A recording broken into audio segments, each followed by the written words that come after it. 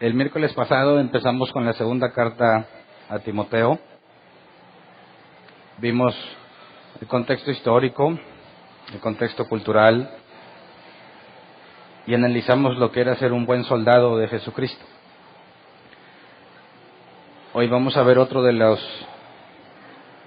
Bueno, en el mismo capítulo 2, otra de las analogías que Pablo le enseña a Timoteo o le pide que cumpla. Ya le pidió que sea un buen soldado, ahora vamos a ver que le pide que sea un obrero aprobado. Vamos a 2 de Timoteo, capítulo 2, versículo 15, por favor, Nueva Versión Internacional. Este va a ser nuestro pasaje base. Recuerden que tomamos un pasaje base para asegurar que nos mantengamos en el tema, que no haga remonte, y para que todo lo que analicemos esté enfocado en entender particularmente este pasaje. 2 de Timoteo 2:15, esfuérzate por presentarte a Dios aprobado, como obrero que no tiene de qué avergonzarse y que interpreta rectamente la palabra de verdad. El nombre del tema es un obrero aprobado. Entonces, después de analizar el tema anterior, y lo comento brevemente para los que no estuvieron, concluimos que hay un trasfondo emocional en la carta muy particular, porque es la última carta de Pablo. No se tienen más registros de otros escritos de Pablo después de esto, y Pablo está seguro de que es sus últimos días. Pablo deja en claro que muchos lo abandonaron, muy pocos quedaron con él.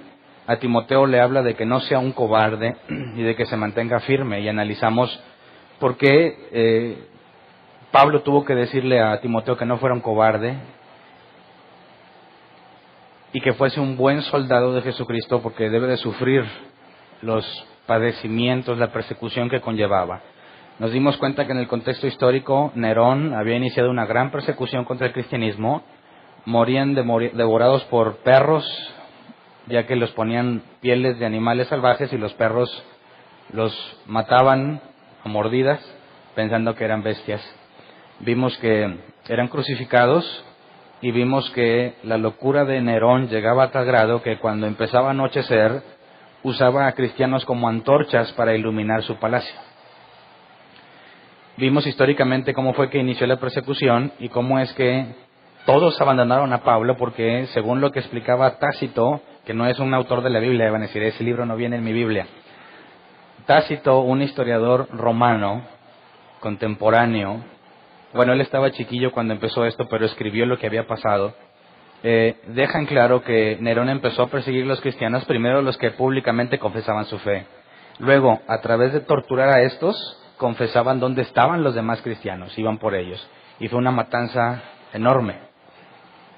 Y entonces Pablo le dice a Timoteo que debe permanecer firme y que debe sufrir como un buen soldado.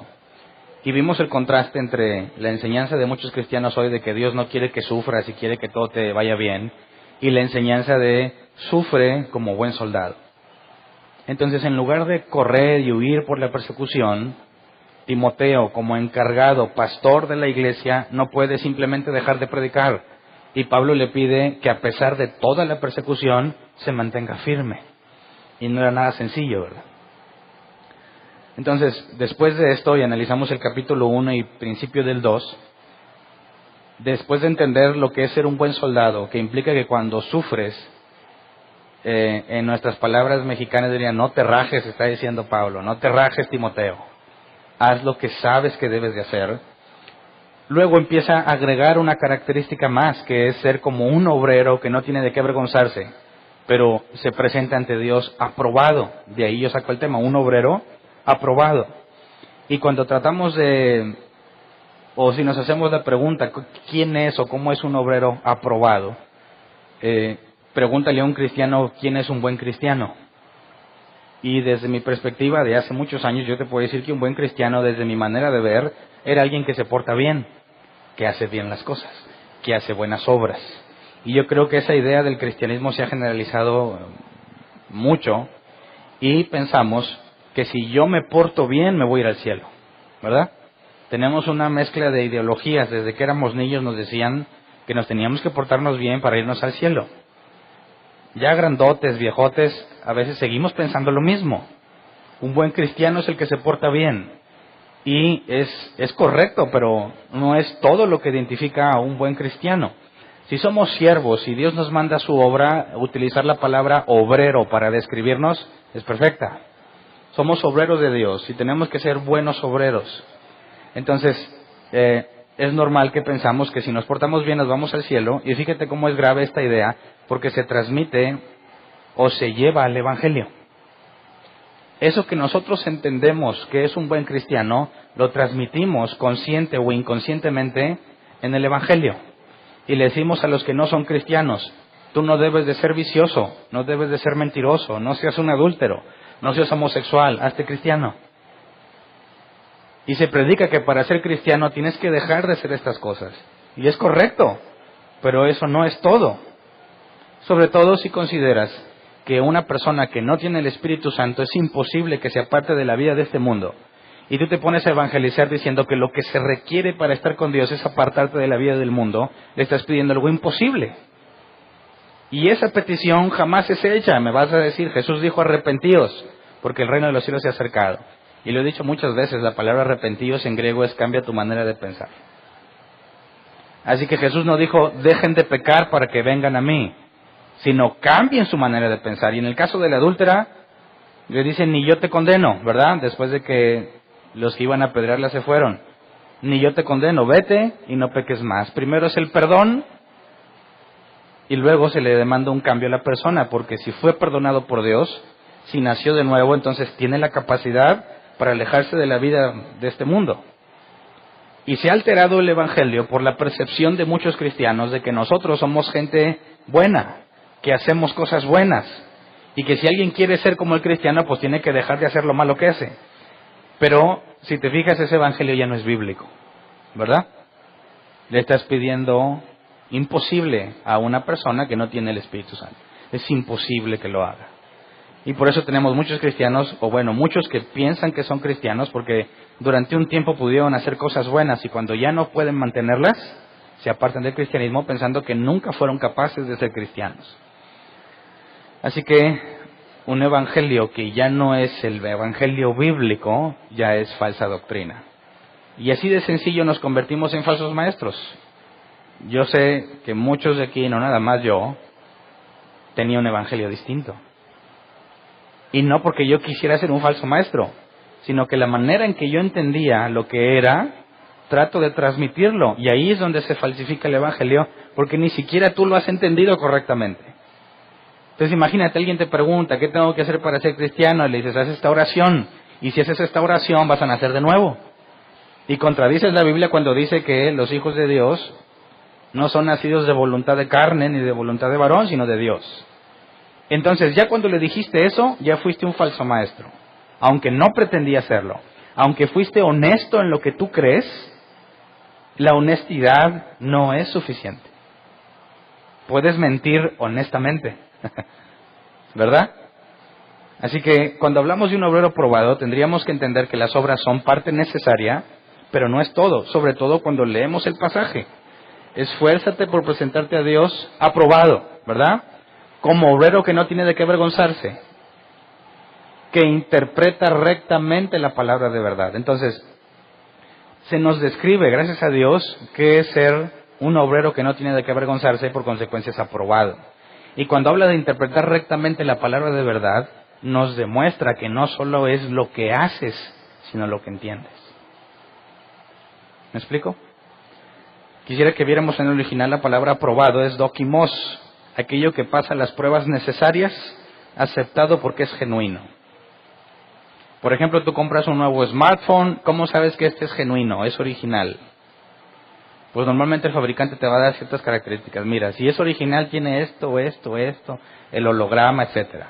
Y si tú analizas ese smartphone y ves que tiene todos los elementos que lo identifican como genuino, podrás decir que es original. Y a esto hace referencia la Escritura. A ser aprobado porque pasa las pruebas necesarias. Entonces un obrero aprobado es el que es verdaderamente cristiano. No hay obreros no aprobados. Los no aprobados no son cristianos. ¿Me explico? Que no tiene de qué avergonzarse. Aquí la palabra es griega, anapeis juntos, se traduce como no tener causa para ser avergonzado. Es decir, se podría traducir, encontré algunos diccionarios que dicen que podemos entenderlo como irreprensible. ¿Se acuerdan que el requisito de un obispo es ser irreprensible? No significa que eres perfecto o sin pecado, sino que no es visible por todos. Entonces, cuando hablamos aquí de no tener de qué avergonzarse, podemos entenderlo que ya que vemos hacia nosotros mismos, tenemos la conciencia limpia, como Pablo decía, que servía a Dios con una conciencia limpia. Esto implica que hasta donde me es posible llegar, estoy haciendo lo que sé que debo hacer. Pero sé que no lo sé todo, ¿verdad? Nadie puede saberlo todo. Todos estamos propensos a errores, pero tengo la conciencia limpia de que hasta donde yo puedo ver, he hecho lo que creo que es correcto. Pero como ya dije, puedes estar honestamente equivocado. Así que no nada más nos deja hasta ahí, ¿verdad? Que no tiene de qué avergonzarse. Cuando dice que usa bien la Reina Valera 60, bueno, leamos en la Reina Valera 60 para ver la diferencia en las palabras. Este mismo pasaje, Reina Valera 60, y luego la traducción lenguaje actual. Procura con diligencia presentarte a Dios aprobado, como obrero que no tiene de qué avergonzarse, que usa bien la palabra de verdad. Si te fijas, aquí no parece interpreta, ¿verdad? Ahora, por favor, traducción lenguaje actual. Esfuérzate por presentarte a Dios aprobado. Bueno, esa es la NBI. Traducción lenguaje actual. Haz todo lo posible por ganarte la aprobación de Dios. Así, Dios te aprobará como un trabajador que no tiene de qué avergonzarse y que enseña correctamente el mensaje verdadero. Entonces, usar bien, interpretar o enseñar correctamente es una palabra griega. Ortotomeo, que se traduce como hacer un corte derecho. Esa es la palabra, lo que literalmente significa. Hacer un corte derecho. En sentido figurado, se puede traducir como enseñar, interpretar o dividir correctamente. Ahora, Pablo dice que el obrero que no tiene de qué avergonzarse hace cortes derechos. ¿Qué tiene que ver? ¿Cuál es la relación? ¿Por qué Pablo habla de hacer cortes derechos cuando está hablando en cuanto a ser aprobado por Dios, en ser alguien genuino? Recordemos que Pablo hacía tiendas, ¿verdad? Y para hacer tiendas, quien sepa de corte y confección, se requieren patrones, ¿cierto? En aquel entonces las tiendas eran hechas de pieles animales. Entonces tienes que hacer cortes en distintos patrones para que cuando los juntes te resulte una tienda. ¿Qué pasa si los cortes o si los patrones no están bien hechos? Cuando trates de armar la tienda no va a cuadrar, va a estar mal hecha. Entonces Pablo le dice a Timoteo, ya que Timoteo estuvo con él mucho tiempo y Pablo durante cierto tiempo vivía de hacer tiendas, Timoteo entendía claramente la importancia de hacer cortes derechos a la hora de hacer tiendas. Y cuando se trata de la Escritura, ¿qué pasa si los pasajes que interpretas no los interpretas correctamente? Cuando trates de armar el mensaje que la Biblia habla, no cuadra. ¿Me explico? Imagínate que quieres hacer un pantalón y te salen bien mal los patrones. Cuando lo juntes va a decir que es esa aberración. Bueno, así es el mensaje de muchos. Es una aberración. Porque algunos patrones fueron cortados correctos. Algunos pasajes están bien interpretados, pero otros no. Y algunos tratan de hacer un balance. Bueno, mira, de 8 que dijo, 6 bien. Bueno, 7 bien y 1 mal. Dale chance. No, cuando los juntes todos, no va a funcionar. Va a quedar mal lo que estabas pretendiendo. Y en términos de la Escritura, es tan delicado permanecer en la verdad que si interpretas 7 pasajes bien, pero 1 mal, cuando cierres el mensaje, no va a cuadrar. No va a ser bíblico y vas a terminar siendo un falso maestro. Así que cuando la Reina Valera 60 dice, procura con diligencia, la diligencia en el original tiene que ver con un esfuerzo constante. No es un día, no es ya lo hice, ya soy aprobado. Es algo que siempre debes de hacer. Y recordemos que el rol de Timoteo en la iglesia era pastorear. Así que imagínate que yo empiezo a hacer cortes y no me importa si están derechos y luego los junto todos y te digo esto es lo que Dios dijo. Pues qué raro. Eso no parece una tienda. Tiene forma de tienda, pero como que no. La puerta está chueca y la inclinación no es correcta. Y mucha gente, eso es todo lo que sabe de Dios. Tiendas chuecas, tiendas mal hechas. Porque quien ha explicado no ha hecho cortes derechos, no ha hecho los cortes como deben de ser, no ha enseñado, no ha interpretado la Escritura como es. Entonces, creo que en el contexto de lo que Pablo hacía, es claro la importancia de decir que interpretas correctamente, porque también dice que es interpretar correctamente la palabra de verdad, y ahí es donde me enfoco en la Escritura. La palabra, o la palabra para palabra de verdad, la traducción en lenguaje actual dice mensaje verdadero. La palabra es el griego logos, que es la expresión del pensamiento, y Jesús es el logos de Dios. Entonces no está hablando específicamente un texto, sino la expresión del pensamiento. Y me llama la atención que encontré una referencia, que ¿alguien sabe qué es la versión de la Biblia? ¿Cuál es la Septuaginta? ¿Alguien ha escuchado de esa versión? Bueno, levante la mano el que no sabe qué es la Septuaginta. Ok. Es una traducción que se pidió, para no entrar en muchos detalles, se pidió en aquel momento por uno de los principales reyes, o el principal. Se hace un equipo de maestros de la ley y se le pide que traduzcan todo el Antiguo Testamento al griego. Entonces hay palabras que en hebreo existen que en griego no. Y el trabajo de estos hombres es muy interesante porque buscaron qué palabra griega transmitía de la mejor manera lo que el hebreo dice. La Septuaginta era contemporánea en los tiempos de Jesús y de los apóstoles. Se dice que esa es la Biblia que ellos leyeron. Cuando ellos leían en griego, tuvieron que haber leído la Septuaginta. Así que cuando Pablo hace citas en la Escritura, no sé si te das cuenta que a veces las palabras no son las mismas que lo que leemos en nuestra versión, pero sí son las mismas si lo lees en el griego de la Septuaginta. Entonces, cuando habla de los 10 mandamientos, en la Septuaginta, en el griego, en el mismo lenguaje, con el mismo idioma con el que está escrito esta carta, no dice que son los 10 mandamientos, dice que son los 10 logoi, las 10 expresiones del pensamiento de Dios. Entonces, cuando hablamos de logos, la palabra de verdad tiene que ver con lo que Dios transmitió, no necesariamente con la palabra que usó, sino lo que Dios quiso expresar a través de esas palabras. Y cuando dice que es palabra de verdad, el griego es aletheia, que se traduce como verdad, realidad, lo que es opuesto a la ilusión, o sinceridad. Entonces, palabra de verdad puede traducirse como lo que realmente Dios dijo, o la verdadera palabra de Dios, o la verdadera expresión del pensamiento de Dios. Entonces, los cortes derechos son en base a lo que realmente Dios dijo, no a lo que tú crees, no a lo que tú entiendes, a lo que Dios dijo. Entonces, traducción Hernán Valdés, esfuérzate por presentarte ante Dios genuino, o sea, auténtico, como obrero que no tiene de qué avergonzarse, que enseña correctamente lo que Dios realmente dijo en su palabra.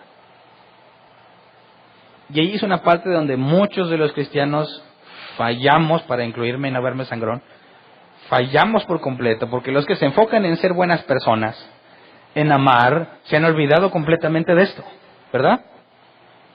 Le dices al no creyente, tienes que dejar de ser esto, no seas borracho, no seas adúltero, no seas mentiroso. Y haces esta oración de fe y asunto arreglado. ¿Y dónde dejas la interpretación bíblica? No puedes presentarte ante Dios aprobado si interpretas de forma errónea la Escritura. Y llama la atención que los cristianos no le dan valor a la interpretación bíblica, ¿cierto? Podría ser posible que bajo este pasaje, ya que vimos que las buenas obras son necesarias, la fe sin obras es muerta, pero para poder considerarnos genuinos se requiere una correcta interpretación de la Escritura. Sería posible que ya que este pasaje dice procura presentarte ante Dios aprobado, imagínate que te presentes ante Dios y eres uno de esos creyentes que piensa que porque hace cosas buenas se merece la bendición, ¿verdad? Entonces imagínate que estás ante Dios y le dices me he portado bien, he hecho lo mejor que he podido. Y luego Dios te pregunta, ¿y qué hay de la forma en la que interpretas mi palabra? Y si fueras un cristiano de esos como los que antes eran, dirías, bien, de hecho ando bien porque cada quien la interpreta como quiera. Lo importante es que nos amemos. ¿Qué te diría Dios?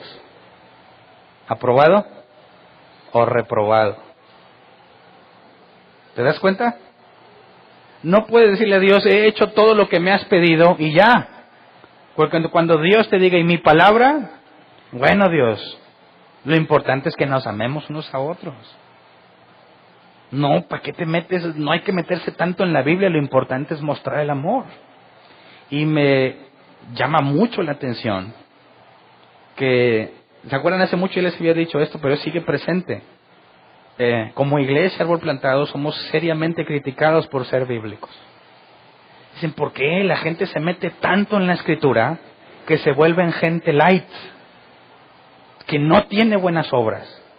Dicen, bueno, ¿cómo llegaste a esa conclusión? ¿Cómo es que meterse a la Escritura para ver lo que Dios dijo con la mayor profundidad posible se convierte en algo malo? ¿Cómo es que eso me convierte en una mala persona? Y Dios va a decir, Hernán, tu problema es que te metiste mucho a la Biblia. Te la tomaste muy en serio.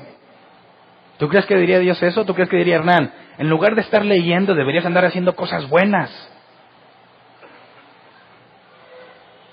Las cosas buenas son necesarias como consecuencia del nuevo nacimiento. Pero según este pasaje, no basta.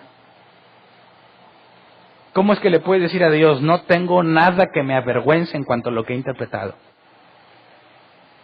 Si dices, bueno, Dios, yo he creído todo lo que Hernán me dijo.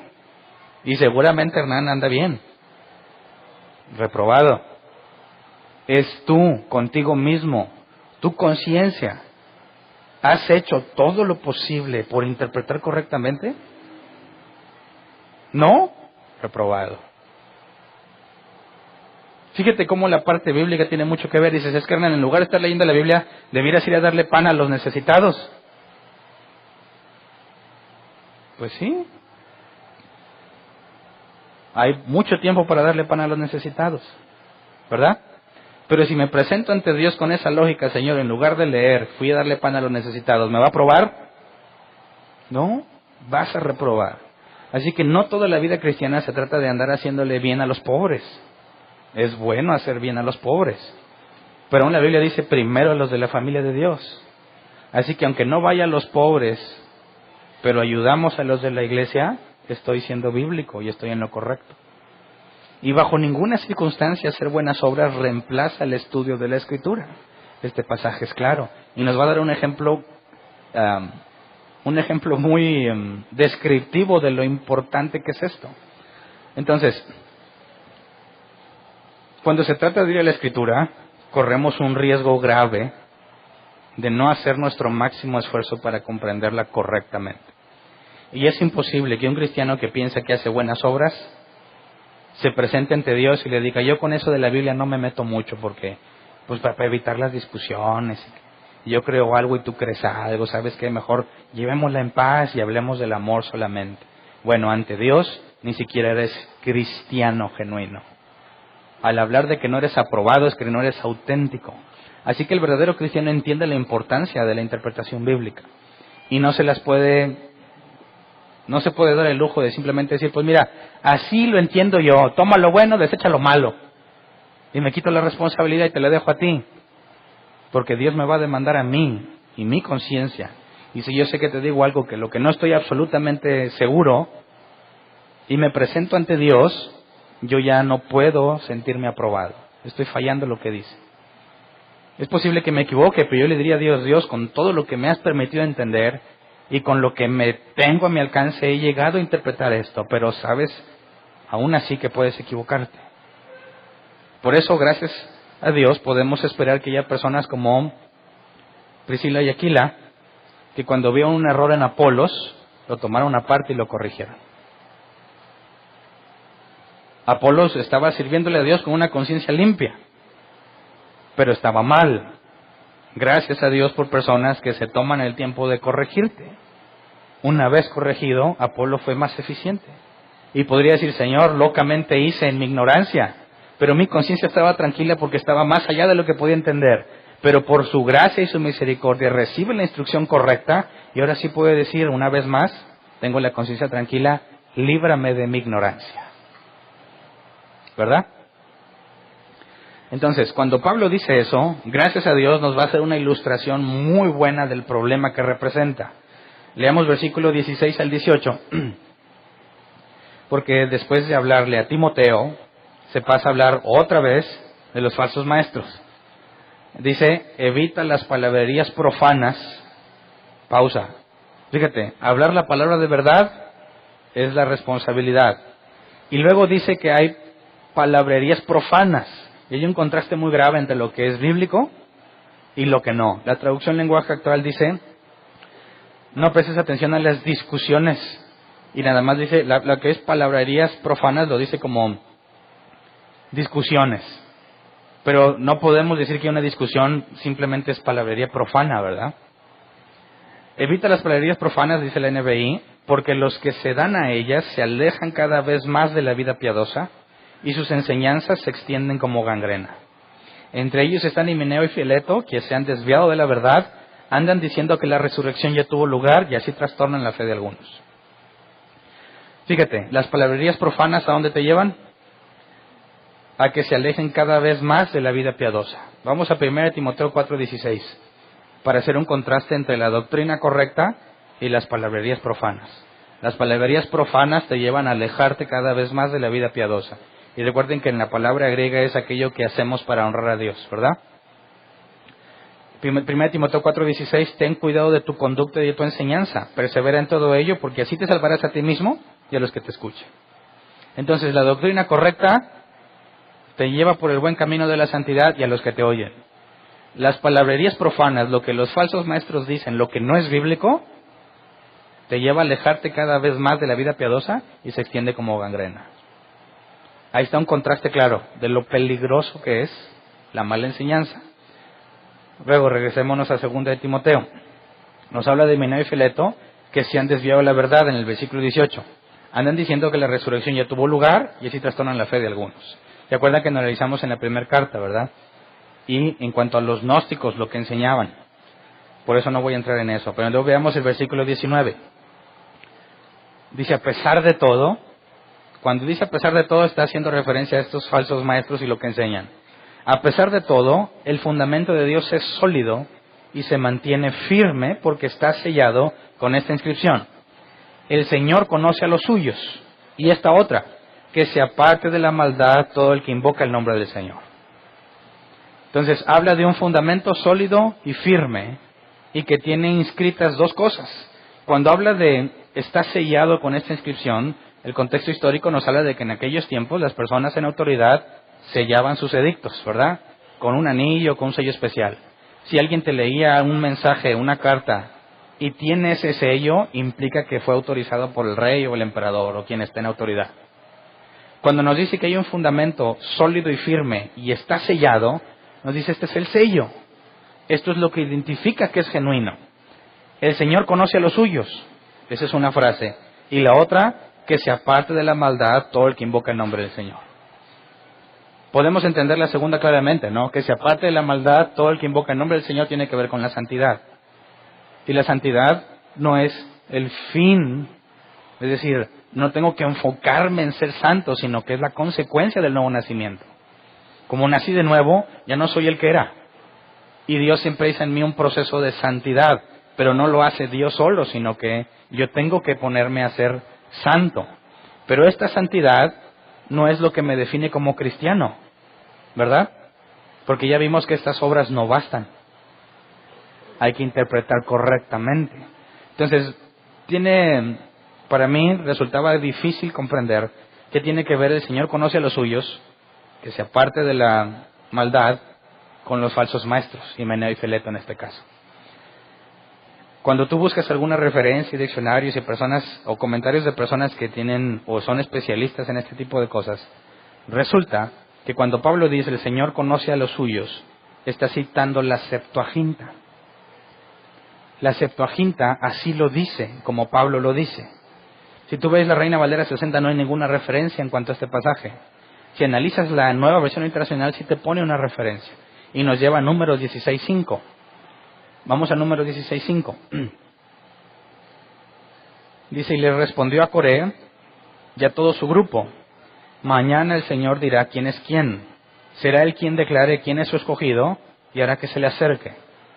Estas palabras no son idénticas a las que leímos de Pablo, pero en la Septuaginta sí. Entonces es muy importante entender por qué Pablo, hablando de los falsos maestros y de ser un obrero aprobado que interpreta correctamente, ¿qué tiene que ver con la historia en la que hay personas que se rebelan contra Moisés. Entonces, ya que nos lleva a este punto, cuando dice Dios conoce a los suyos, y vemos que el asunto está entre Coré y la rebelión de Coré, cuando dice que se aparten todos de maldad, vamos a este pasaje, Números 16:26, que es el mismo capítulo de Números, está hablando del mismo tema que leímos ahorita. Números 16:26 dice, entonces Moisés le advirtió a la gente, aléjense de las tiendas de estos impíos, no toquen ninguna de sus pertenencias para que ustedes no sean castigados por los pecados de ellos. Y tiene que ver con exactamente lo mismo que Pablo dice, apártate de la maldad. Entonces Pablo hace una relación entre esta historia y lo que estaba pasando en la iglesia en cuanto a Timoteo y los falsos maestros y el interpretar correctamente la Escritura. Para poder entenderlo, ya que cuando Pablo cita esta referencia nos está diciendo que ahí hay información que nos va a ayudar a entender lo que nos está diciendo en la carta. Así que vamos a analizar el capítulo. Creo que esto lo analizamos como hace 2 años. Vamos a analizar el capítulo para entender la relación entre lo que está sucediendo aquí y lo que Pablo le dice a Timoteo, sobre todo en cuanto al pasaje base. Ser aprobado, que no tiene de qué avergonzarse y que hace o que interpreta correctamente la Escritura, la palabra de verdad. Entonces vamos a Números 16, 1 y 2, para empezar a entrar en el contexto y empezar a hacer la relación entre las historias. Dice, Coré, que era hijo de Izar, nieto de Coat y bisnieto de Leví, y los rubenitas, Datán y Abirán, hijos de Eliab, y On, hijo de Pelet, se atrevieron a sublevarse contra Moisés con el apoyo de 250 israelitas. Todos ellos eran personas de renombre y líderes de la comunidad que la comunidad misma había escogido. Entremos un poco en contexto. Habían tratado de entrar a la tierra prometida, no pudieron. Para recordar, Dios les dijo, entren. Los espías habían dicho, no hombre, ahí hay gigantes. La gente no quiso entrar por miedo a los gigantes. Dios les dice, entonces ya no entren. Y la gente dice, no, vamos a entrar. Y tratan de entrar. Son vilmente derrotados y huyen. Dios los condena a vagar 40 años en el desierto.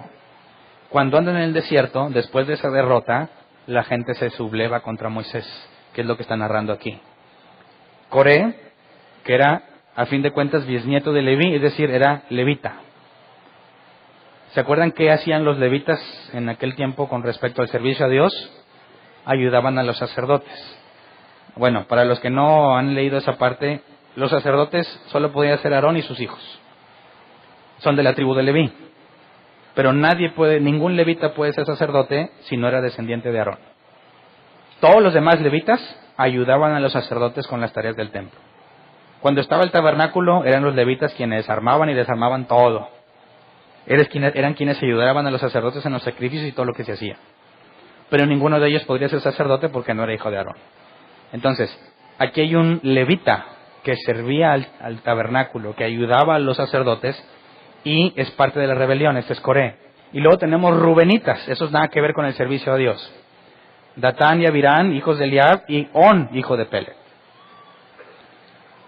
Juntaron a 250 israelitas que eran personas de renombre.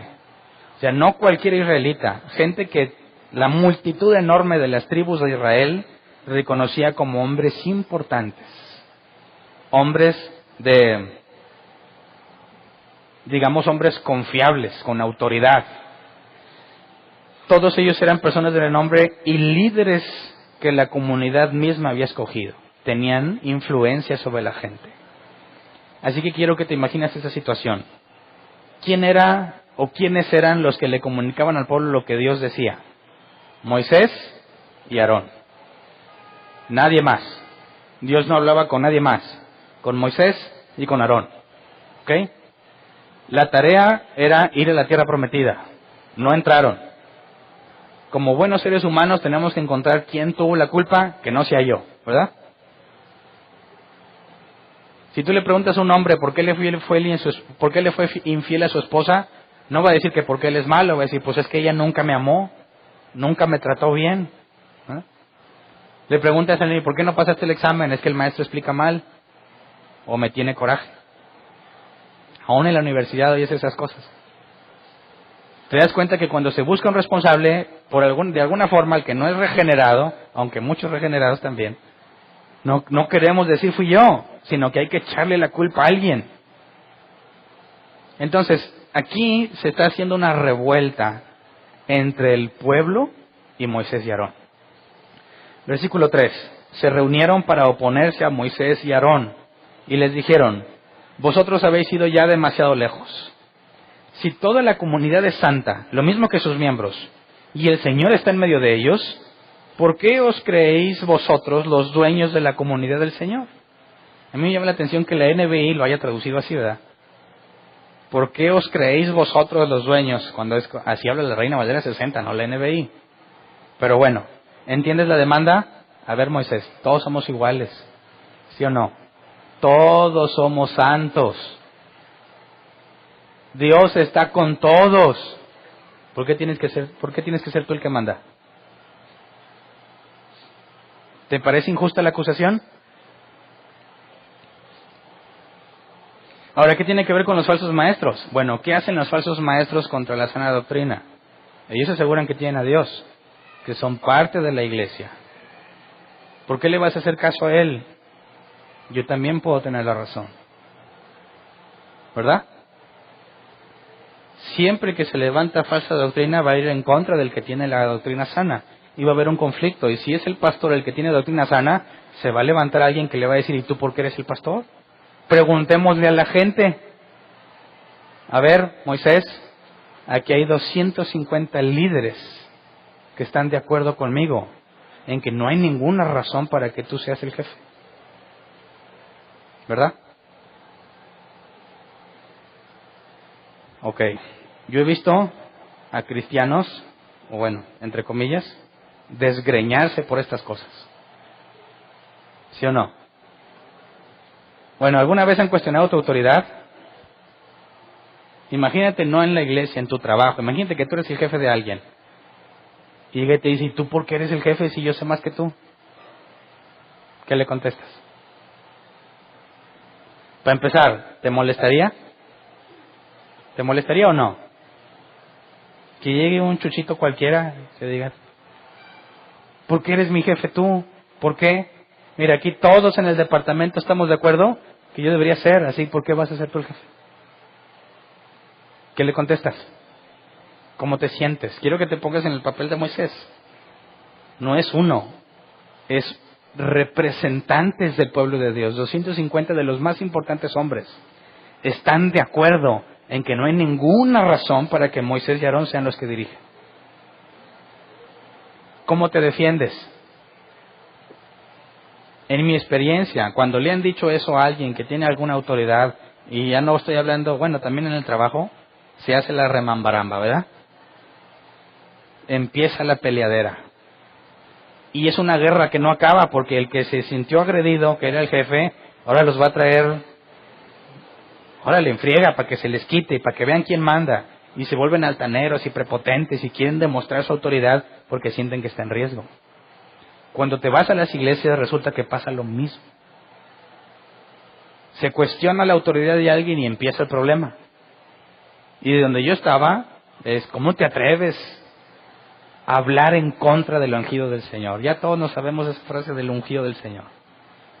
Y se pelean y se les olvida los cristianos. Casi llegan a los golpes. Entre que yo soy la autoridad y te sometes, y ¿por qué tú? Y los que agarran bando, ¿verdad? No, yo estoy de acuerdo con esto, yo estoy de acuerdo con lo otro. Y se hace un pleitazo. Así que si tú fueras Moisés, ¿cómo lo hubieses resuelto? Imagínate que tienes alguna responsabilidad aquí en la iglesia y alguien te dice exactamente el mismo argumento. Todos somos santos. Todos tenemos a Dios. ¿Por qué tienes que ser tú el pastor? ¿Por qué? ¿Cómo te defiendes? ¿Es falso lo que dicen? Es correcto. Si todos tenemos a Dios y todos somos santos, cualquiera puede ser, ¿no? ¿Cómo me defiendo? Ah, no, pues esta es mi iglesia y esta es la tuya, como dicen muchos. No, eso no resuelve el problema, ¿no?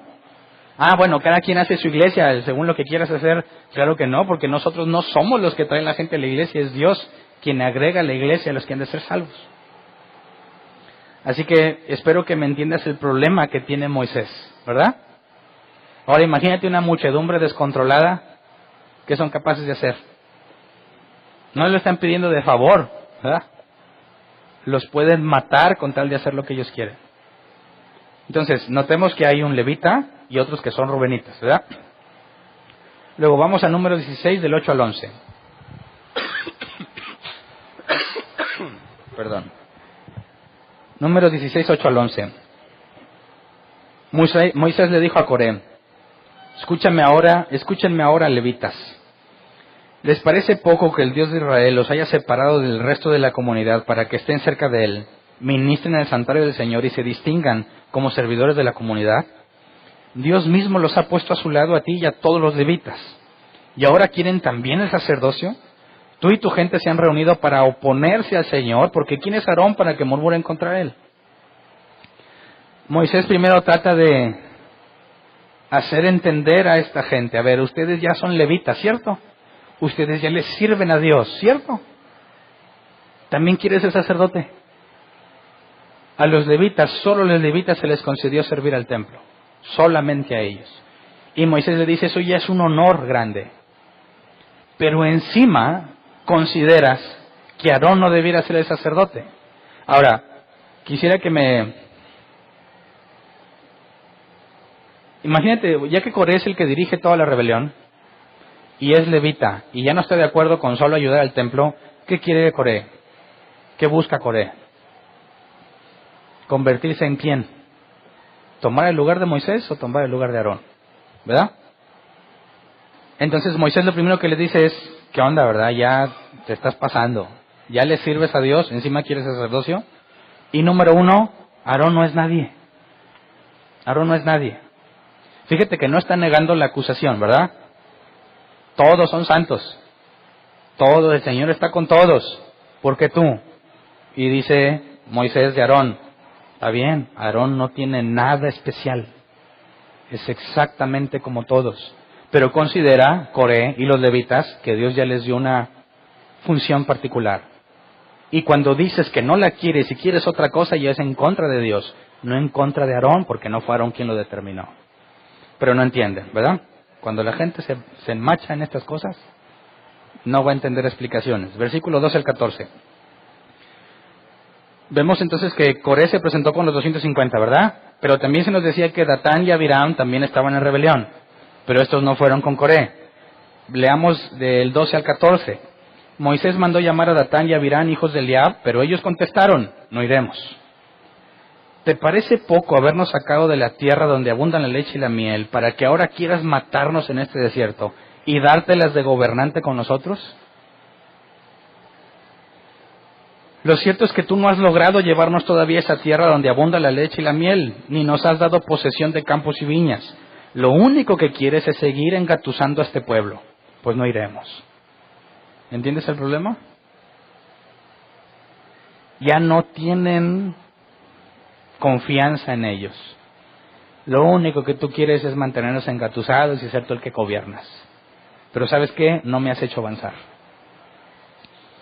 Hay un claro riesgo cuando se predica una doctrina equivocada que promete que Dios te va a prosperar. Porque cuando te des cuenta que no prosperas, ¿qué vas a hacer? A ver, tú me dijiste que ahorita iba a estar bien. Tú me dijiste que si sembraba iba a prosperar. Y el único prosperado eres tú.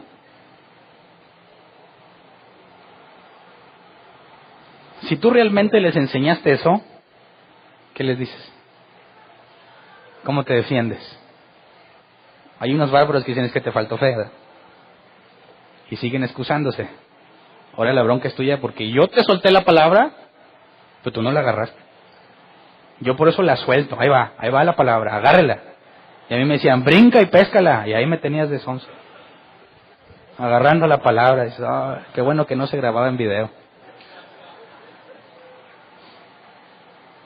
Porque aprendieron a que como no funciona, no pueden tener la responsabilidad de decir que ahí te la... Ahí va, hoy la desato. Agárrala, estás listo, agárrala y abrázala. Y cuando digas no funcionó, no la agarraste bien. Pero esas son las cosas que tienes que inventar cuando tu doctrina es incorrecta, ¿verdad? Porque no funciona. Moisés nunca les prometió que los iba a llevar allá, ¿verdad? Fue Dios quien dijo que lo haría. Y a estos ya se les olvidó que por sacatones no quisieron entrar. Y que Dios les dijo, ya no entran. Y le dijeron, ahora sí entro. Y no pudieron. Se les olvida que es la culpa de ellos. Y tienen que encontrar responsables. Si tú eres el líder y Dios te iba a usar para llevarnos allá y no estamos allá, eres un mal líder. Queremos un cambio de liderazgo. Y sus razones, al decir que todos son iguales, son válidas, ¿cierto? Entonces, en cualquier momento cuando Dios te llame a hacer algo, enseñar en un grupo de personas, en una iglesia, lo que sea, tarde o temprano van a llegar los Coré, los Datán y los Abiram. ¿Verdad? Está Timoteo, Himeneo, Fileto, y en la primera carta se nos mencionó Alejandro. Están en competencia en la iglesia. ¿Por qué? Porque estos falsos maestros asumen tener exactamente lo mismo que Timoteo tiene. Así que ahí está la conexión. Cuando Pablo, hablando de ser un obrero aprobado, que no tiene de qué avergonzarse, que usa o interpreta rectamente la palabra de verdad, menciona a los falsos maestros Himeneo y Fileto, y luego nos lleva a Números 16, está estableciendo el paralelismo entre lo que pasó entre Moisés, Coré, Datán y Abiram, y lo que está pasando en la iglesia con Timoteo y Himeneo, Alejandro y Fileto. Ahí está el paralelismo.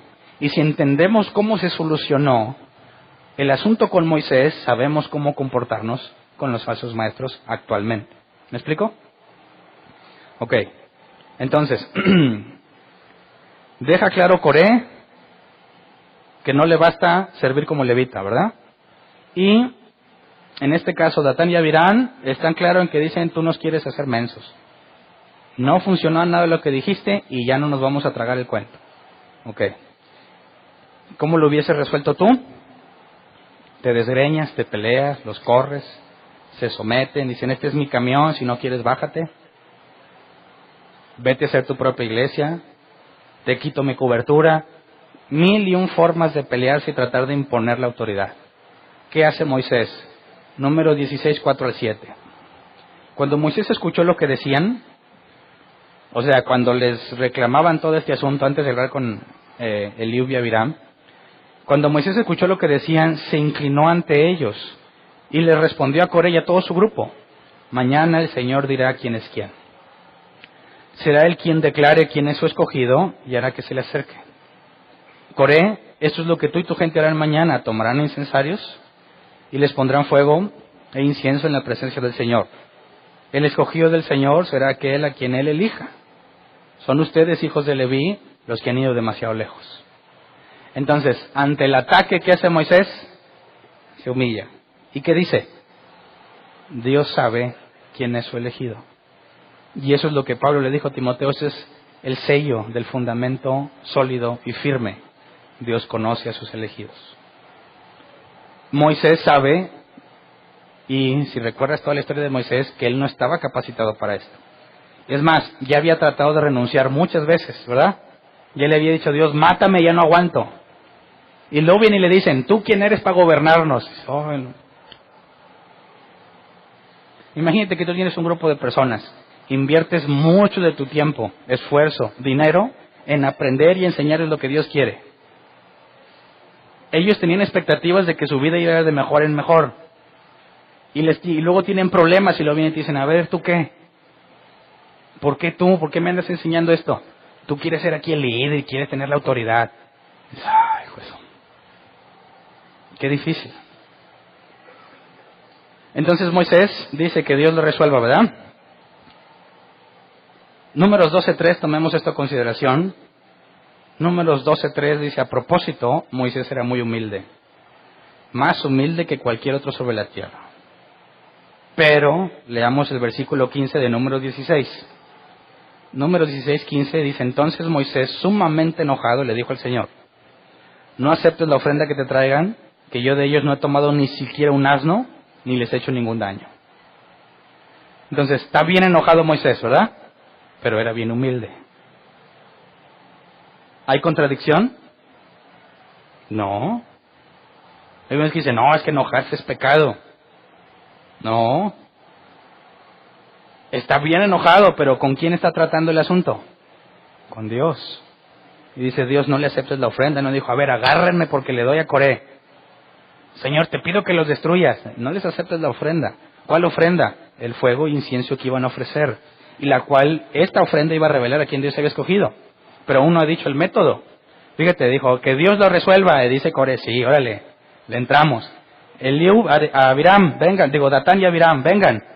No, nosotros no queremos nada. Pero ya no nos vas a engatusar. Bueno, tienes una parte que ya aceptó y otra parte que no quiere ni siquiera buscar que Dios diga. Están decididos a que ya Moisés no puede seguir. Moisés le dice a Dios, no les aceptes la ofrenda. Y luego vamos al versículo 16 al 18. Repite el procedimiento a Coré. A Coré Moisés le dijo, tú y tu gente y Aarón se presentarán mañana ante el Señor. Cada uno de ustedes se acercará al Señor con su incensario lleno de incienso, es decir, se acercarán con 250 incensarios. También tú y Aarón llevarán los suyos. Entonces son 250 más Coré más Aarón. Así que cada uno con su incensario lleno de fuego e incienso se puso de pie a la entrada de la tienda de reunión junto con Moisés y Aarón. Se llegó el día y quisiera que te imagines la multitud de gente esperando a ver qué pasa. Se presentan ante el tabernáculo. Están allá afuera los 250 más Coré, el cabecilla, y Aarón, el que estaba en función elegido por Dios. ¿Cómo se van a dar cuenta quién es quién? Moisés no ha dicho nada. Si tú estuvieras ahí en la bola a ver a quién elige, ¿estarías ahí con la emoción de saber qué va a pasar? Digo, si nos encanta el chisme, ¿a poco no? No, Dios va a decidir. Y dijo cómo, no dijo cómo, pero que se paren a la entrada del tabernáculo. Tú dirías, no, yo tengo cosas que hacer y no voy, o vas. Imagínate toda la gente esperando a que pase algo. Hombre, estaba bueno el asunto, ¿no? Porque Dios iba a mostrar, aunque no se dijo cómo. Seguramente había gente del lado de Moisés, gente del lado de Coré. Versículo 19 al 24. Cuando Coré hubo reunido a toda su gente en contra de Moisés y Aarón a la entrada de la tienda de reunión, la gloria del Señor se apareció ante todos ellos. Pausa. Aquí nos revela un dato más. Coré empezó a decir a la gente, vengan a ver a quién va a elegir Dios. Ya que Coré no sabe que Moisés, según él, sabe que Moisés falló y es un pésimo líder, ¿en qué está confiando Coré? En que va a quedar manifestado que Moisés es desechado. Y está tan seguro que invita a toda la gente, vengan, chéquenle bien, para que vean quién es quién, ¿ok? Entonces, cuando Coré hubo reunido a toda su gente en contra de Moisés y Aarón a la entrada de la tienda de reunión, la gloria del Señor se apareció ante todos ellos. ¿Cómo sabíamos que la gloria se aparecía? Había una especie de humo, ¿verdad? Neblina. Toda la gente que está viendo saben que ya llegó la mera hora. Ahora sí se va a saber, pero no saben cómo, ¿verdad? Versículo 20. Entonces el Señor le dijo a Moisés y Aarón. ¿Dónde estaba Aarón? En la entrada, ¿verdad? Junto con Coré y los 250. Entonces el Señor les dijo a Moisés y Aarón, apártense de esta gente para que yo los consuma de una vez por todas. Pero Moisés y Aarón se postraron rostro en tierra y exclamaron, Señor, Dios de toda la humanidad, ¿un solo hombre ha pecado y vas tú a enojarte con todos ellos? Entonces el Señor le dijo a Moisés, ordénales que se alejen de las tiendas de Coré, Datán y Abiram. Ahora yo te pregunto, ¿esto lo estaban escuchando todos o no? Cuando dice, diles que se alejen de las tiendas es porque no lo están escuchando. Entonces quiero que te pongas en lugar de Coré. Baja la presencia, ¿verdad? Que muchos cristianos quieren que eso pase ahora. Que baje la presencia. Oh, ya tenemos el Espíritu Santo. No es necesario que baje la presencia, está dentro de nosotros. Ok, cierro mi paréntesis. Baja la presencia. Y luego ven que Moisés y Aarón se arrodillan. ¿Y tú qué pensarías ya que tú no oyes nada? ¿Qué onda con esto? Y luego se levantan. Dice Dios que se aparten de las tiendas de Coré, Datán y Abiram. Ándale, ¿qué haces? ¿Te consta que Dios dijo? No, ellos están diciendo que Dios no le habla a este. ¿Le creerías? ¿Qué tal si nos quiere meter miedo? Ponte tú en el lugar de la gente. ¿Te apartas de ellos o no? Si estás del lado de Coré, ¿te apartas? Moisés es mentiroso, nos quiere meter miedo. Se pusieron de acuerdo, los dos se arrodillaron, se ve que está actuado. Pero si yo estoy en favor de Moisés, y creo que Dios le habla a Moisés, a ver, hazte a un lado, ¿verdad? Algo va a pasar, porque ahí está la presencia. Entonces, cuando Moisés y Aarón dicen que ha pecado uno solo de ellos, se van a enojar con todos, Dios demuestra que no es así. Veamos versículo 25 al 27. Moisés y los ancianos de Israel fueron a donde estaban Datán y Abirán. ¿Se acuerdan que ellos no quisieron ir, verdad? El tabernáculo está acá aparte. Bueno, recordemos en sentido general. La forma en la que estaban distribuidas las tribus era el tabernáculo en medio y luego separados los 12 campamentos. No había una tribu más lejos que otra. Pero todo está sucediendo en el centro y son miles y miles de personas. ¿Dónde? En la sección de la tribu de los Rubenitas. ¿En qué sección estaban ellos? Quién sabe, pero tuvieron que haber caminado un buen. Y ya que todo el pueblo no oyó lo que Dios dijo, tenían que ir a donde están Datán y Abiram para decirles a los que están ahí que se aparten, ¿verdad? Entonces, dice, Moisés y los ancianos de Israel fueron a donde estaban Datán y Abiram. Entonces Moisés le advirtió a la gente, aléjense de la tienda de estos impíos. No toquen ninguna de sus pertenencias para que ustedes no sean castigados por los pecados de ellos. Y ese es el segundo sello del fundamento firme y sólido que dijo Pablo. ¿Verdad? Dos cosas, y ya las vimos.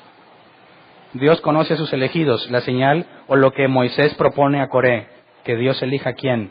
Y la segunda es, apártense de ellos, apártense de la maldad, haciendo referencia al falso maestro, los falsos maestros. Luego, versículo 27, el pueblo se alejó de las tiendas de Coré, Datán y Abiram. Los dos últimos habían salido a la entrada de sus tiendas y estaban ahí de pie con sus esposas y todos sus hijos. ¿Qué actitud tienen? Les dicen, apártense de ellos. ¿Y estos qué hacen? Vienen y se ponen en la entrada. ¿Y qué? ¿No me da miedo? No dicen, no, espérate, vamos a negociar. ¿Cómo? ¿Por qué le dices a la gente que se quite? Nada bueno de pasar, ¿verdad? No, ellos siguen firmes. Aquí estamos. Ok. Vamos al versículo que sigue. 28 al 30. Moisés siguió diciendo, bueno, aquí va a decir algo que no había dicho, Moisés siguió diciendo, ahora van a saber si el Señor me ha enviado a hacer todas estas cosas o si estoy actuando por mi cuenta. Está a punto de decirles la mecánica del asunto que no había dicho. Si estos hombres mueren de muerte natural, como es el destino de todos los hombres, eso querrá decir que el Señor no me ha enviado. Pausa. Si tú fueras Datán y estás allá en la entrada y escuchas que Moisés empieza a decir eso, ¿qué entiendes? Moisés está diciendo, mira, si Hernán se muere por causas naturales como cualquier hombre, dice Moisés, entonces Dios no me envió. Ah, ok, entonces ¿cómo sabemos que sí le envió? No debo de morirme por causas naturales. ¿Eso qué implica? Versículo 30. Pero si el Señor crea algo nuevo y hace que la tierra se abra y se los trague con todas sus pertenencias, de tal forma que desciendan vivos al sepulcro, entonces sabrán que estos hombres menospreciaron al Señor. ¿Le entras? Espérate, Moisés, ¿tú no dijiste eso? No, estos hombres no les importa. ¿Por qué? Porque no creen en Moisés. Ellos piensan que Moisés los quiere asustar, que los tiene engatusados. Entonces, si tú fueras Moisés y tienes que encontrar la forma de que quede en evidencia que Dios te mandó con el trato de estos hombres, y, espérate, va a decir, ¿qué onda con Moisés el humilde?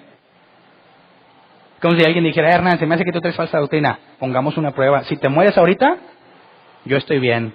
Si no te mueres ahorita, es que porque estoy mal. Dices, ¿qué clase de persona pone esa señal, no? ¿Le aceptarías? Que se muera el que no sea de Dios ahorita, de una vez. Dices, no, Moisés, no seas extremista, ámalos. No, no se lo está inventando Moisés, que fue lo primero que Dios le dijo a Moisés y Aarón, quítense que los voy a destruir. Ah, ya sabe que es un hecho que los va a destruir. No lo propuso Moisés, Así que no andes tú poniendo esas pruebas a la gente. Moisés ya sabe, Dios ya dijo lo que va a pasar. Moisés dice, pero que para todos sea evidente, que se abra la tierra y se los trague. Esa es una señal que Dios no dijo, es una señal que Él pone. ¿Ok? Versículo 31 al 35. Tan pronto como Moisés terminó de hablar, la tierra se abrió debajo de ellos, se abrió y se los tragó, a ellos y a sus familias, junto con la gente y las posesiones de Coré. Fíjate que Coré no estaba ahí, ¿verdad? Y no nada más se abrió la tierra en la tribu de los Rubenitas, también en la tribu de los Levitas. Ahí también se abrió la tierra y se tragó a todo lo que Coré tenía. Bajaron vivos al sepulcro junto con todo lo que tenían y la tierra se cerró sobre ellos. De este modo fueron eliminados de la comunidad. Al oírlos gritar, todos los israelitas huyeron de allí exclamando: corramos, no sea que la tierra nos trague también a nosotros. Y los 250 hombres que ofrecían incienso fueron consumidos por el fuego del Señor. Fíjate, la gente corre para que no se los trague la tierra. ¿Dónde estaba Moisés? Ahí, al lado de Datán y Abiram. Moisés corrió. Entonces la tierra se abrió de Moisés para allá. Y toda la demás gente, córrele. ¿Por qué Moisés no corrió? Dios iba a justiciar ¿a quién? A los impíos. ¿Moisés se sabía impío? No, sabe que la destrucción no era para él. No tiene por qué correr. ¿Y la otra bola de gente? Si tú sigues leyendo, te vas a dar cuenta que ya muertos todos estos, se vuelven a rebelar. De manera que los que corrieron también eran gente que estaba en la revuelta, pero a la hora de los trancazos les sacatearon. Y eso es bien común, ¿sí o no? A mí sí me hace que está mal, eso está mal, eso. Y toda la gente, sí, cierto, tú deberías ir a decirle. ¿Verdad? Vamos, pero van y todos vamos contigo. Ay, van todos. A la hora de, a ver, explícame por qué. No, pues tú explícale y tú. No, pues yo nunca quise decir eso, la verdad. Y te dejan con todo el mitote tú que andabas en la bola, ¿verdad? El que andaba ahí que convencieron es el que carga con la responsabilidad. La gran mayoría de la gente a la mera hora se echa para atrás, pero Dios no puede ser engañado, porque después de esto murieron como 14,000 más. Entonces, ¿esto implica que Dios se va a tragar a los falsos maestros como aquí con la tierra? ¿Ahorita? No. Y aquí hay una pregunta que no sé si te hiciste. Ya que se traga a toda la familia de Coré, ¿qué tal si había niños? ¿Mató Dios a los niños? Nuestros amigos de Teos van a decir, ¿qué clase de Dios es ese? Si los niños pequeños no estaban ahí en la revuelta, están con sus papás, ¿por qué Dios mataría a los niños? Eso es injusto. Números 26, 9 al 11. Números 26, 9 al 11. Los hijos de Eliab fueron Nemuel, Datán y Abirán. Estos son los mismos Datán y Abirán que, no obstante haber sido escogidos por la comunidad como oficiales, se rebelaron contra Moisés y Aarón junto con la facción de Coré cuando este último se rebeló contra el Señor. En esta ocasión la tierra abrió sus fauces y se los tragó junto con Coré, muriendo también sus seguidores. El fuego devoró a 250 hombres y este hecho lo convirtió en una señal de advertencia. Sin embargo, los hijos de Coré no perecieron. Dios no los mató. Y el hundimiento de tierra fue selectivo. Se hundió para tragarse a los que eran conscientes de su pecado. A los que no, quedaron vivos. Así que eso es aún más milagroso, ¿no?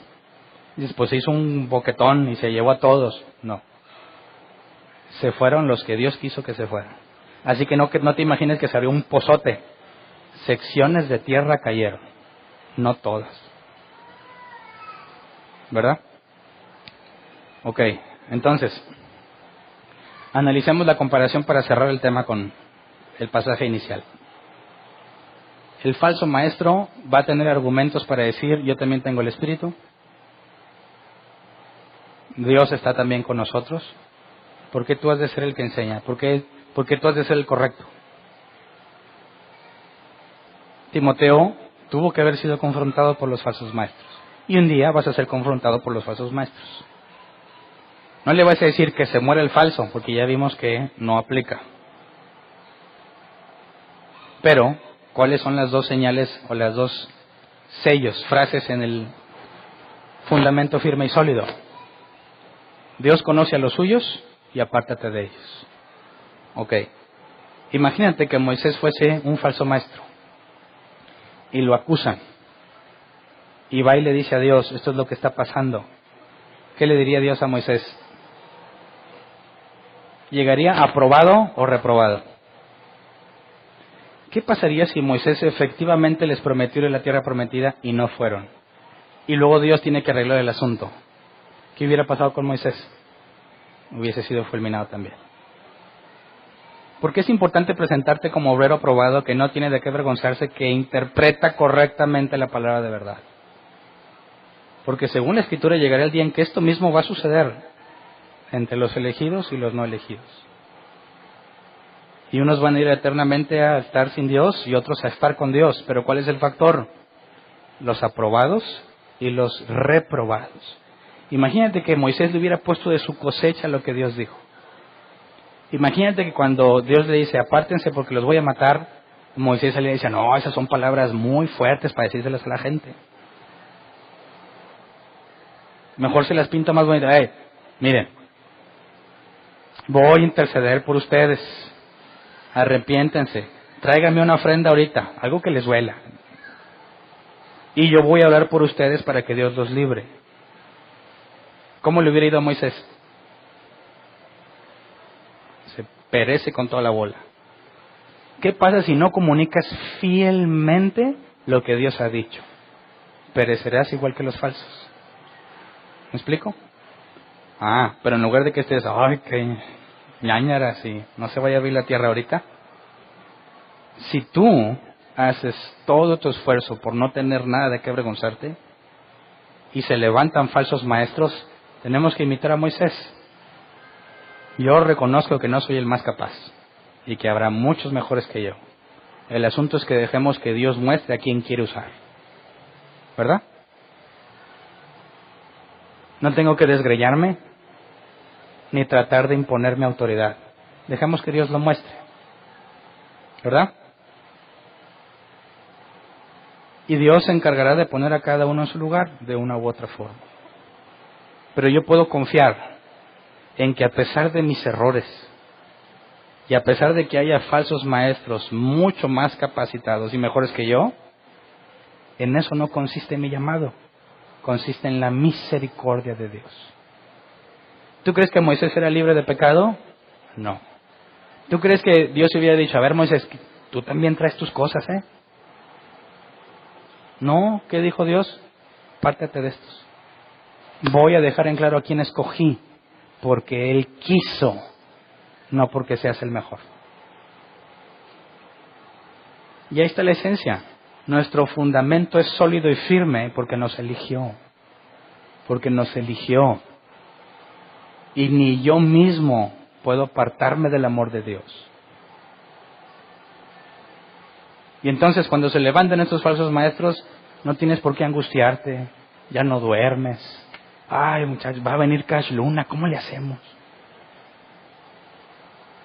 ¿Qué más? El circo de los horrores. Que no se le ocurra a Benny Hinn. Dante Hebel anda acá cerca. Hagamos un cerco de protección. Entonces, por favor, el Señor conoce a sus elegidos. Y quedarán en manifiesto. Así que lo que yo me ocupo, que es lo que estamos viendo hoy, es tengo que presentarme ante Dios como alguien genuino, que no se avergüenza de lo que ha hecho y que interpreta correctamente. ¿Me explico? Si no haces esto, ¿por qué no eres genuino?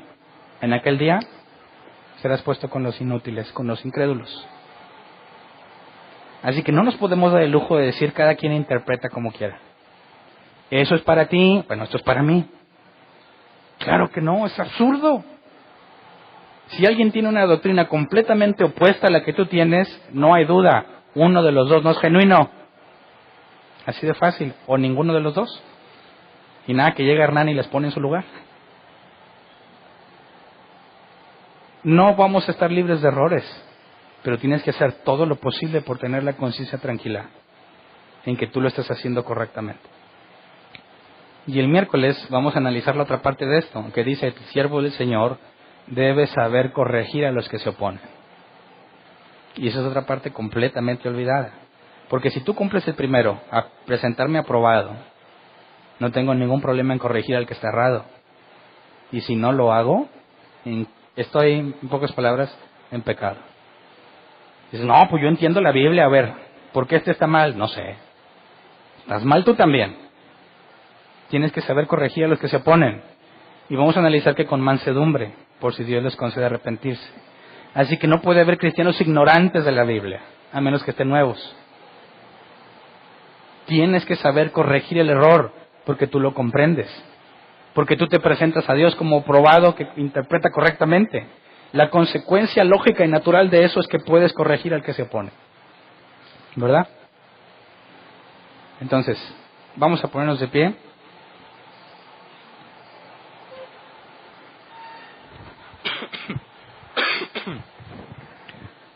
Reina Valera 60, procura con diligencia presentarte ante Dios aprobado.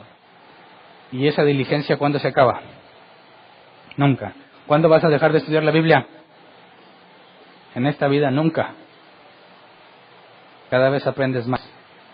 Que nadie de nosotros diga, mira Hernán, yo ya sé, yo ya la leí, como dicen muchos, mira, yo ya leí la Biblia completa. ¿Ya? Qué bárbaro. Una vez que ya la leyeron completa y dicen que ya. La leerás 50, 100, 200 veces, te aseguro que la 201 vas a entender cosas que no entendías.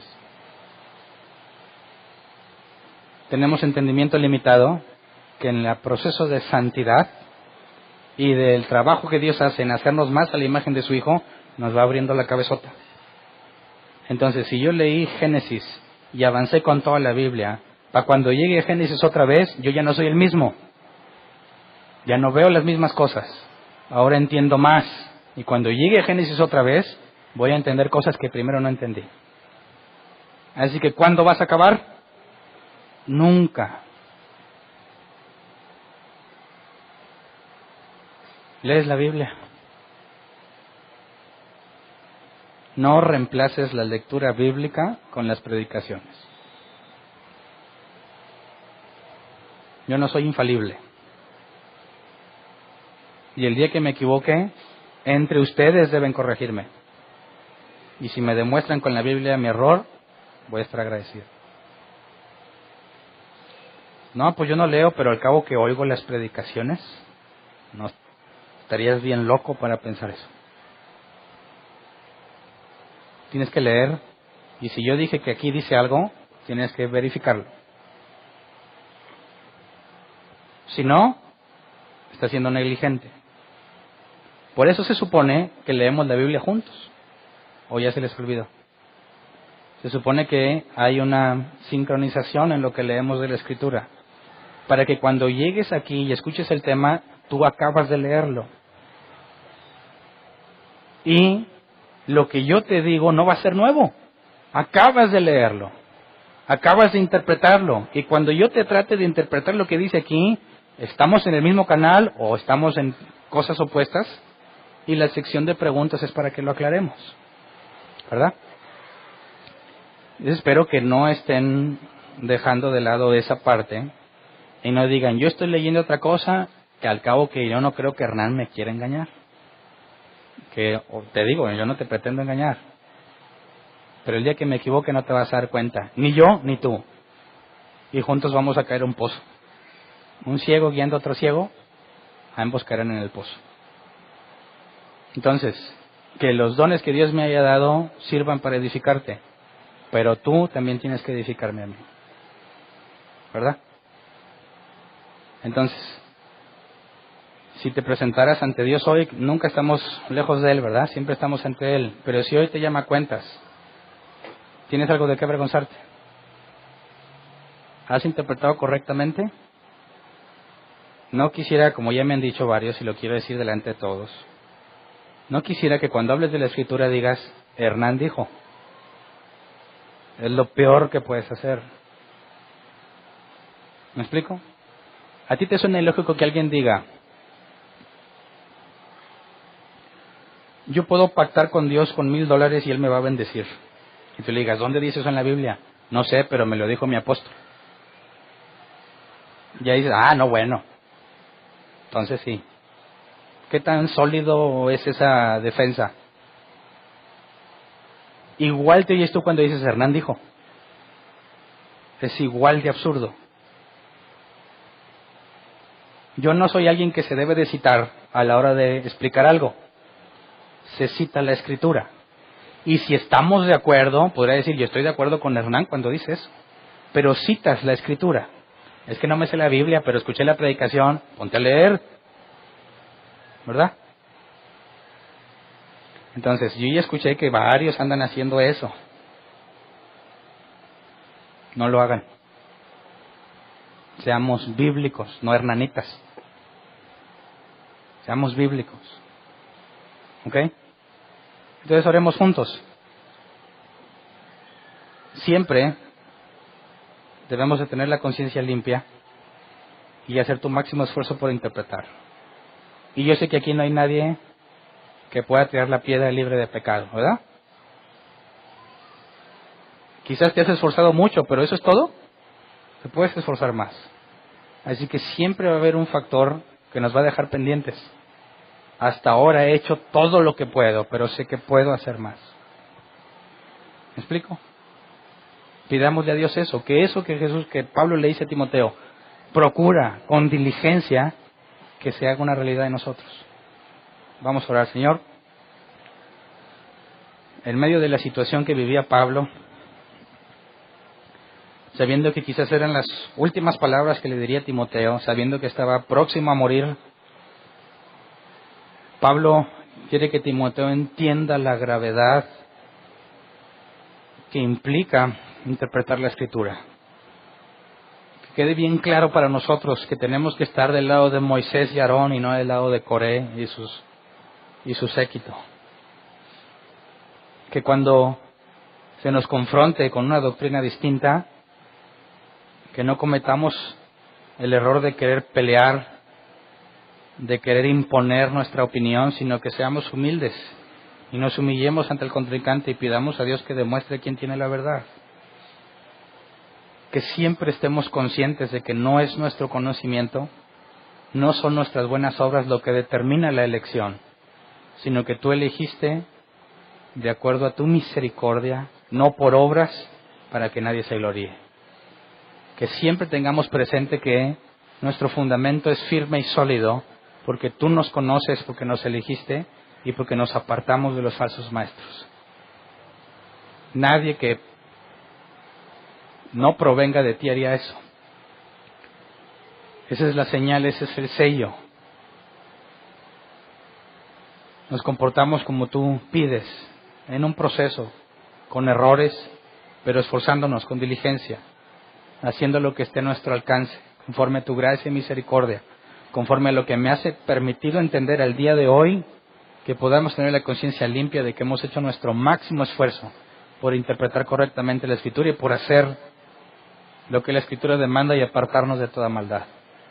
Señor, que podamos confiar así como Moisés y Aarón confiaron en ti, que en lugar de simplemente regocijarse por ser elegidos, como dice el capítulo, corrieron a interceder por aquellos que estaban confundidos. Corrieron, hicieron el trabajo que les mandaste como sacerdote de interceder por el pueblo, hicieron la parte que les correspondía para tratar de hacerlos entender. Concédenos, Señor, la humildad de Moisés. Concédenos la seguridad que tenía de que tú lo habías elegido. No simplemente porque se lo dijiste, sino porque lo experimentó en carne propia. Señor, que tengamos la certeza, la evidencia interna de que así como Moisés, que intentó renunciar, pidió la muerte, en los momentos más débiles de nuestras vidas, en los momentos en que queríamos soltarlo todo, no nos dejaste y nos restauraste y nos pusiste a servir. Cambiaste nuestros corazones y esa es la evidencia, tal como la tuvo Moisés, de que nos has elegido. De que no me he mantenido en ti con mi esfuerzo, ni con mi ausencia de pecado, sino que a pesar de mis pecados y a pesar de que a veces no me he esforzado como debo, tú me has extendido misericordia. Que entre nosotros, Señor, nadie nos citemos a nosotros mismos, sino que citemos siempre la Escritura para que la gloria sea tuya. Que entre nosotros, Señor, no haya ninguno confiando en otro hombre a la hora de interpretar la Biblia, sino que siempre seamos como los de Berea, que revisemos la Escritura para ver si lo que se enseña es correcto. De antemano, Señor, agradecemos la paciencia que has tenido con nosotros y el enorme privilegio de abrirnos el entendimiento para comprender la Escritura. Que todo lo que hagamos sea para tu gloria, Señor. Gracias. Amén. Pueden sentarse. ¿Quién tiene una pregunta? Levante su mano el que tiene una pregunta. ¿Me ayudan con el micro, por favor?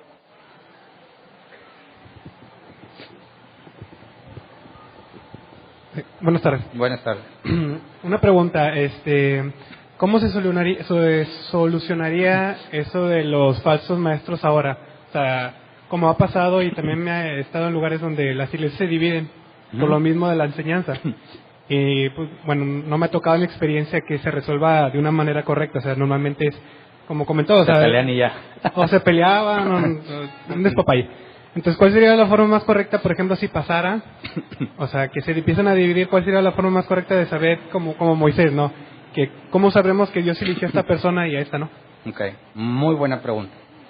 Número uno, tendríamos que entender que en el caso de la iglesia en Éfeso, donde está Timoteo, donde está confrontando a Himeneo, Alejandro y Fileto, quien tiene la autoridad máxima en la iglesia es Timoteo.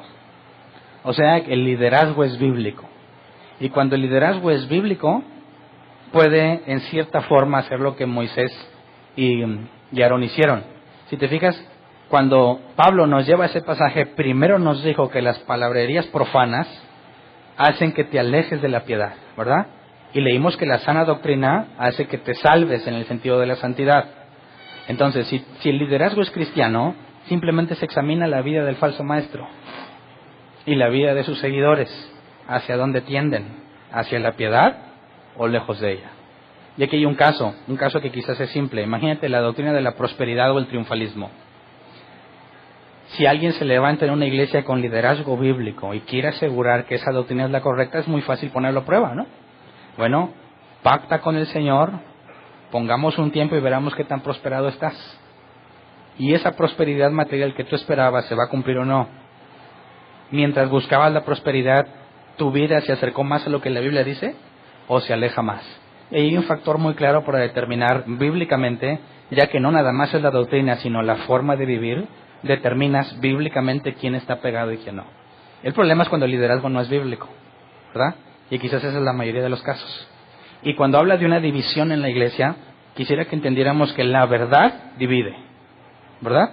Cuando hay verdad en un lugar y no todos la tienen, el proceso lógico y natural es que va a haber una división.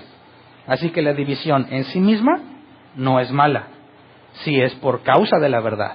Entonces, cuando hay una división, quizás ese es el primer punto. Se trata de enfocar quién es bíblico y quién no. Cuando el liderazgo no es bíblico, tú tienes que separarlos a todos. ¿Me explico?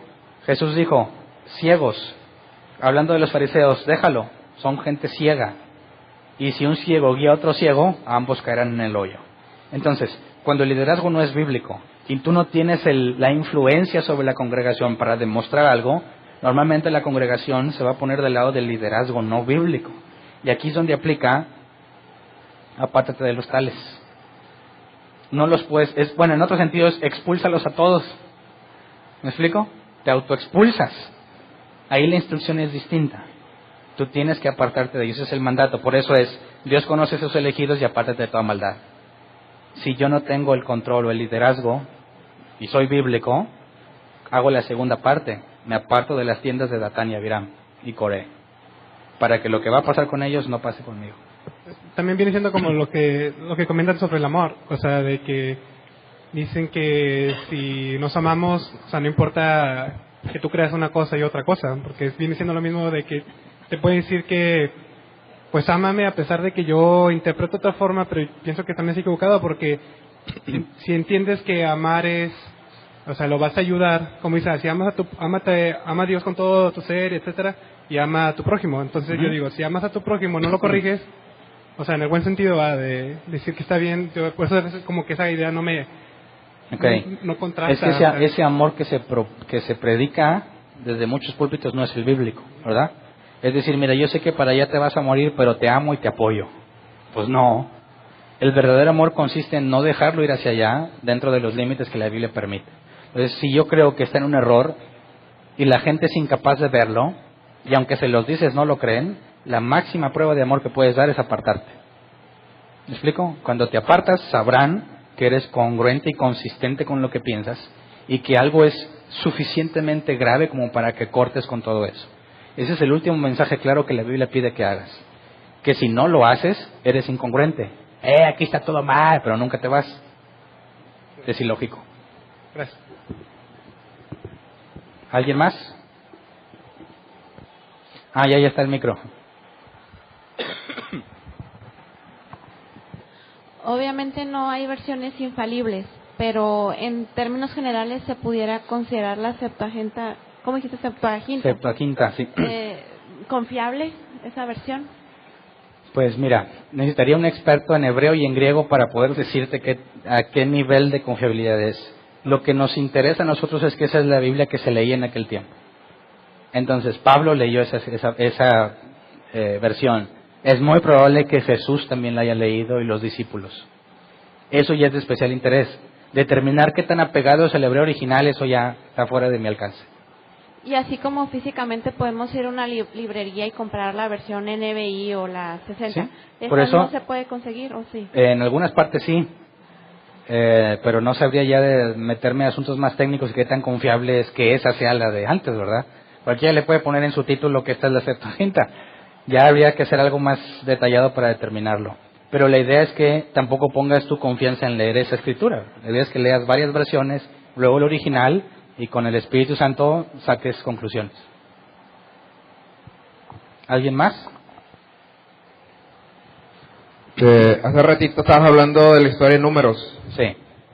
Comentaste que Dios solo hablaba con Moisés y Aarón. Sí.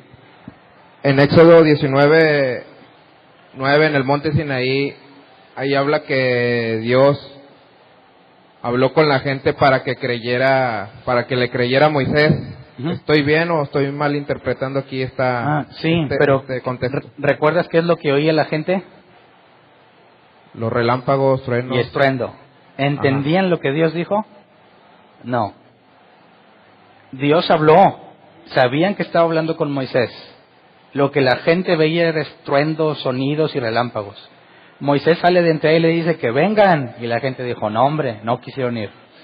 Siempre en el Antiguo Testamento hay un intercesor o un mediador entre lo que Dios dice, que es lo que hace el profeta, lo que Dios dice y lo que se comunica al pueblo.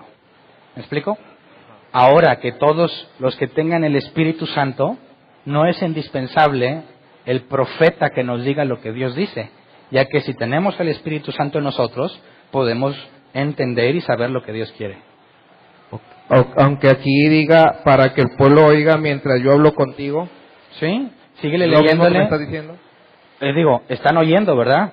Si tú sigues leyendo todo lo que pasa, te vas a dar cuenta que la gente no está comprendiendo lo que Dios dice. Oyen estruendos y ruidos enormes. Okay. Están oyendo, ¿verdad? No necesariamente entienden. Aparte, la Escritura dice, Pablo dice, ¿no?, que para poder entender las cosas de Dios se requiere el Espíritu Santo. El hombre natural es imposible que lo entienda, es imposible que perciba lo espiritual. Hay otro ejemplo, cuando Jesús se bautizó, se oyó una voz del cielo, ¿verdad? ¿Y qué fue lo que mucha gente dijo de esa voz? Que oyeron un trueno. Ok, gracias. ¿Alguien más?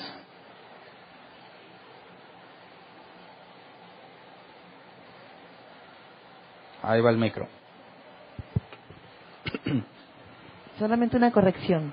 Te habías dicho en el versículo número 16:32, dice, se abrió y se los tragó a ellos y a sus familias junto con la gente y las posesiones de Coré. Sí. Ahí dijiste que Coré había quedado vivo. Pero luego en números 26:10 dice, en esta ocasión la tierra abrió sus fauces, se los tragó y junto con Coré murieron también sus seguidores. Sí, Entonces, tienes razón. seguro, ¿verdad?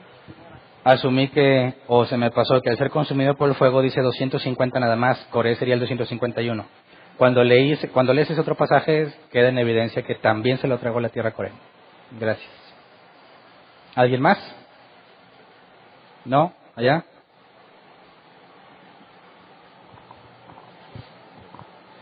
Buenas tardes. En Timoteo 2:18 dice que se habían desviado de la verdad, andan diciendo que la resurrección ya tuvo lugar. Uh-huh. ¿A qué se refiere con que ya tuvo lugar? O sea, ellos decían, ¿verdad? Uh-huh. Ellos aseguraban, como quizás algunos preteristas, que la idea de que Jesús vendría y habría una resurrección es algo que simbólicamente ya pasó. Entonces, ¿se acuerdan cuando vimos Tesalonicenses? Segunda, creo, que la gente estaba toda confundida porque decían que Jesús ya había venido, que ya se había llevado a los suyos, que ya estábamos en lo último, en el juicio. Y Pablo tiene que decir que no, que hay muchas señales todavía de que no se han cumplido, que nos lleva a entender que aún que Jesús aún no ha venido por su pueblo.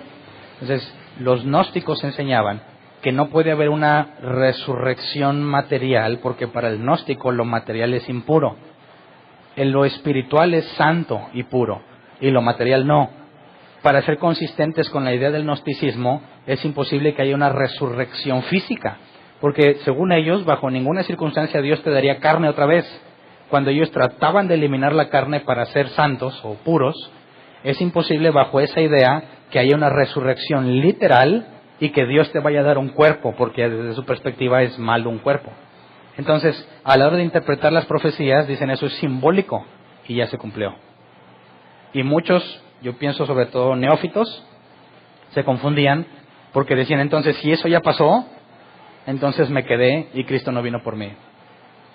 ¿Sí me explico? Pero tiene que ver con la doctrina del gnosticismo. Ok, gracias. ¿Alguien más? ¿A la 1? ¿A las 2? A las 3. Muy bien. Se cierra.